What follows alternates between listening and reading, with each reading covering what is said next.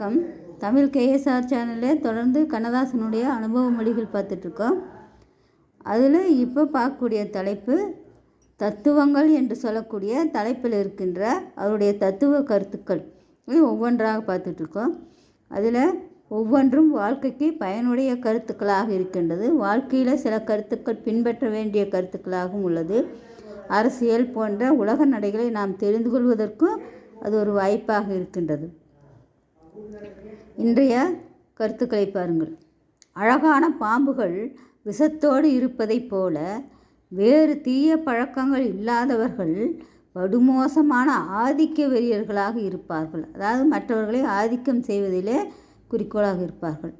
வஞ்சக நெஞ்சம் உள்ளவனோ ஆதிக்க மனோபாவம் உள்ளவனோ தாங்கள் கொண்ட காரியத்திலே கவனமாக இருப்பார்களே தவிர மயக்கம் மிகுந்த பழக்கங்களை ஏற்படுத்தி கொள்ள மாட்டார்கள். உலகை ஆள விரும்பிய ஹிட்லர் மது அருந்த மாட்டான், மாமிசம் சாப்பிட மாட்டான். பெரிய மனிதர்கள் பொய் சொன்னால் அந்த பொய் விலை உயர்ந்ததாக இருக்கும். 5 லட்சம் ரூபாய் ஒருவனிடம் வசூல் செய்ய வேண்டுமென்றால் 2 லட்சம் ரூபாய் செலவு செய்ய தயங்காதவன் தானே கெட்டிக்காரன். அவரிடம் அந்த வசூல் தொகை கொடுத்து விட்டால் வாங்குவது சிரமம் என்ற கருத்தை இதில் சொல்கின்றார்.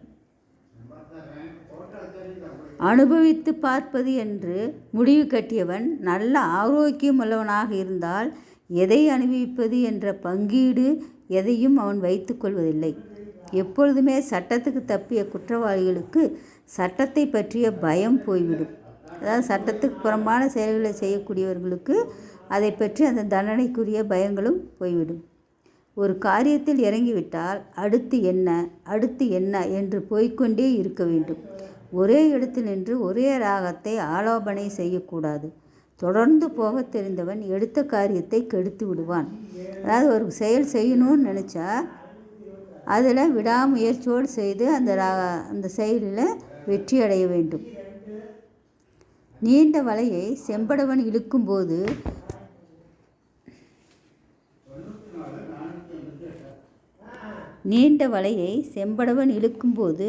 உள்ளே வஞ்சர மீன் இருக்கிறதா, வவ்வாலி மீன் இருக்கிறதா என்று யாருக்கு தெரியும்? அதாவது திறமையுள்ள போலீஸாரும் அப்படியே. அவர்கள் திருடர்களை பிடிக்கின்ற சமயத்தில் அதாவது நான் செய்யக்கூடிய தவறுகளை உணர்ந்தவர்கள் திருந்தியும் இருப்பார்கள், அல்லது தவறுகளை திருப்பி செய்து கொண்டும் இருப்பார்கள். அவர்களை திறமையுள்ள போலீஸ்காரர் அடையாளம் கண்டு பிடிப்பது தான் அவர்களுடைய திறமை என்று உன்னதமான கருத்துக்களை சொல்லிடுவார். இதற்குரிய படங்களையும் விளக்கங்களையும் பாருங்கள். நன்றி, வணக்கம், வாழ்க வளமுடன்.